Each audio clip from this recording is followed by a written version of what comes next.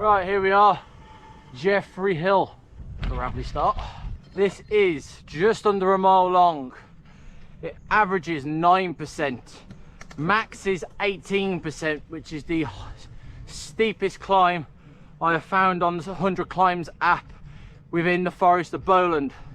And Simon Warren has given it a rating of a 6 out of 10. And it's my sixth and final climb of the day. That rating is 6 out of 10. As this climb develops, you'll see that I'm not 100% sure about that. I think it needs to be rated a bit higher than a 6 out of 10. Especially if you can see the Birdie Brow, which is around the corner, is an 8 out of 10.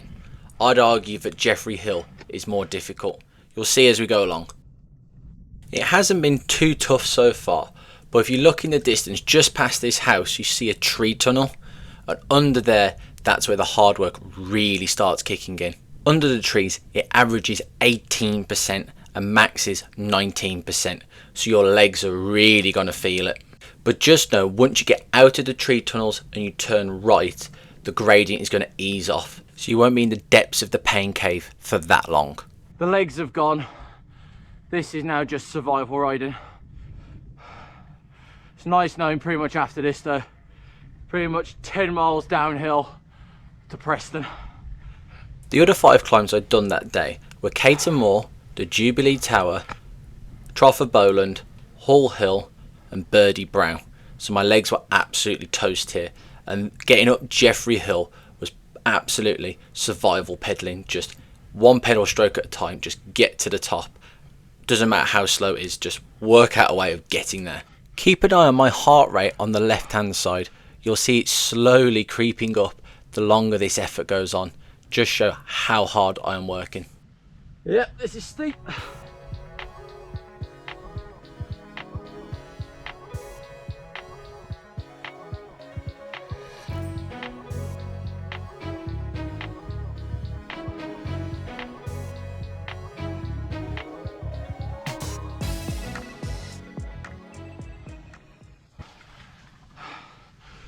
Oh, this is hard. The Wahoo's saying 22% then, not the 18 which was advertised. And my legs can feel it. I love how that cow on the right of the screen is just looking at me with an absolute judgmental look. It's like, what are you doing? We're now out of the tree covers, and very slowly as we bend around this right bend, the gradient is going to start easing off. And you'll get your first sight of the stunning views on Jeffery Hill into the Forest of Bowland.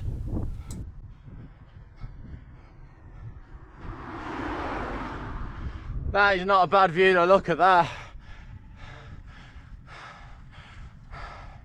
Let's get you a bit higher.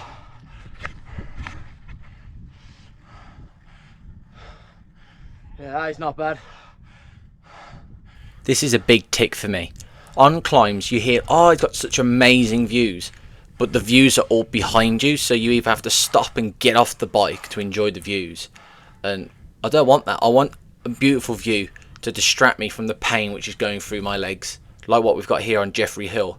You only have to tilt your head slightly to the right and you can see a stunning view which started to distract me from the discomfort I was starting to feel in my legs on this effort. If you look at the map on the left hand side, you've got the sharp right bend and the sharp left bend. That section in between, the gradient is now eased off to an average of 8%. So it's not easy, but compared to under the tree covers, your legs are going to get a bit of a breather. But when you get to that next left bend, it's going to kick up sharp again. I'm glad that steep stuff at the beginning eased off, but it's still not easy at like 6%, but it's much more manageable as the road kicks up.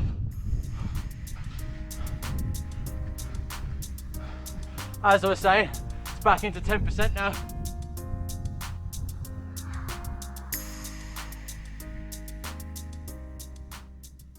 Imagine if this was where you lived and every morning you woke up and this was the stunning view you got every single day. It's not a bad view to wake up to every morning, is it? You're now at the halfway point, and the first half was definitely harder than the second half, where the first half averaged 11.7% and the second half is almost half that at 6.7%. So your legs will now have time to breathe a little bit, but remember, you still got that steep finish right at the end by the 20% road sign. So be prepared for that. 6 minutes into this effort now. If you are enjoying this episode of Climbed and Rated, please consider subscribing, leaving a like and watching another video in the Climbed and Rated series. I'll leave a link in the description to the playlist for the Climbed and Rated series. Stunning. Like I said, Forest of Bowland, such an underrated place to ride. And with the location it is in England, it's no surprise if it's slightly overshadowed by its bigger neighbours in the Lake District, the Yorkshire Dales. You've even got the North Pennines as well, which have got climbs over 2,000 feet, including the highest road in the UK, Great Dun Fell. But the Forest of Bowland is a beautiful place to ride, and I highly recommend that you make the effort to go out there. You can use the 100 Climbs app to find all the different climbs and the stunning areas, like the Trough of Bowland is a wonderful place to ride. Another place I've not been to is Cross-o-Greet, I think it's called, which I very much need to get out to. Looks like it's got to ramp up again.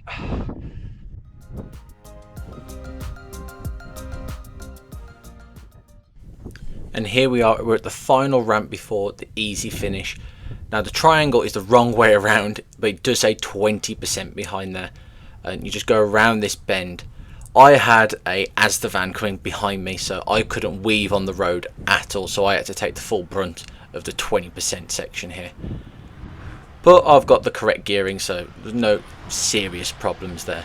If I had standard road gearing and how my legs were feeling, I may have been in a little bit of trouble here. The Wahoo's just clocked 20% again there. Wow. Just a quarter of a mile left.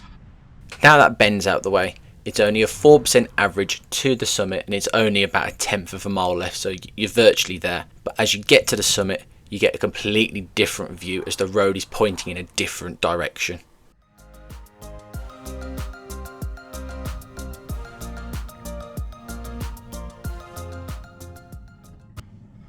Just look at the views over here.